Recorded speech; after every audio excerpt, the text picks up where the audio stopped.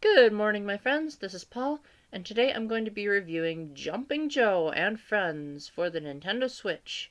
Now, I actually got this game for free because I'm part of the My Nintendo Rewards program, and this game was on sale on the eShop for 19 cents, and I was able to shave off that 19 cents because I had enough gold points. So, for free, this is incredible value, but my job is to determine if it's worth it for you guys if you actually end up paying for this. So, this game has an extremely simple premise. You choose one of multiple characters. You start out with Joe, but then you end up paying with the diamonds you collect in the game to unlock the rest of them. And each character has different abilities. Joe, for instance, can take multiple hits because he's got a lot of hats, whereas Rocket Bird, the one I'm playing with, he can start out with a rocket boost so you don't have to start all the way at the bottom of the mountain. Your objective is to jump either left or right and try to climb as high on the mountain as you can. And basically it's a high score grabber, very arcadey type of game. The controls are extremely simple.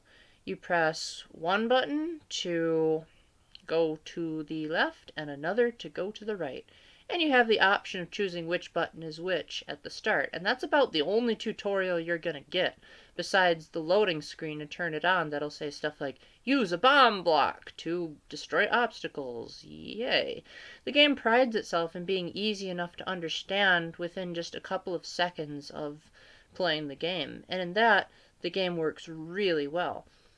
The controls are really responsive, and the game gets pretty addictive as you say, oh, I gotta climb just a little bit farther up the mountain. So, the main fun in replaying this is that there's a lot of unlockables for a 19 cents game. For one, you have to unlock the different characters besides Joe, because they can have different abilities. You can also upgrade the characters, so for example, you can give Joe even more hats, or you can give the Rocket Bird more rocket boosts, or longer rocket boosts that you can get even higher up the mountain. And you can also unlock new game modes. For instance, there is race mode, which removes all the obstacles, but it requires you to beat the level as fast as you can.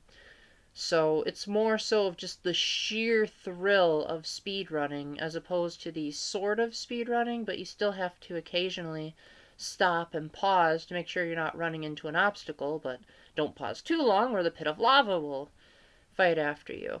There's also hero mode, which is unlocked, and that is basically a hard mode. I really don't know any other main differences between it. There's also a multiplayer mode, but I didn't have anyone to test that with at present.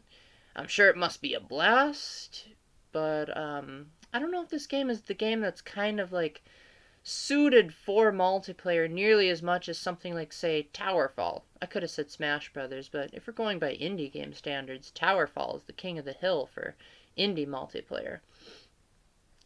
So this game will keep you busy for quite a while, trying to get the best high score, and trying to upgrade all of the characters, unlock all of the characters, get all of the game modes.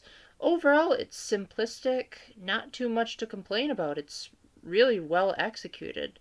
Perhaps the only nitpick I could do if I had to complain about something would be the fact that if you forget, like, what your unlocking criteria was while you were in the middle of a match, there's no way to just back out. At least as far as I know, I might have jumped the gun and just forgotten that the plus button exists. But you kind of have to like commit suicide in order to figure out what next. So with that, I would highly recommend this. Probably when it's on sale, like what I did, because how do you beat 19 cents or free? But regardless, this is still going to be a great value for you.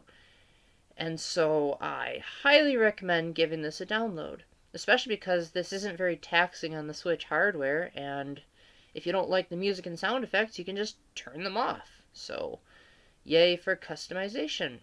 With that, thank you very much for watching. Hope you enjoyed this video, and until the next time, keep the faith, stay epic, God bless, and try to get good deals like this. Bye-bye.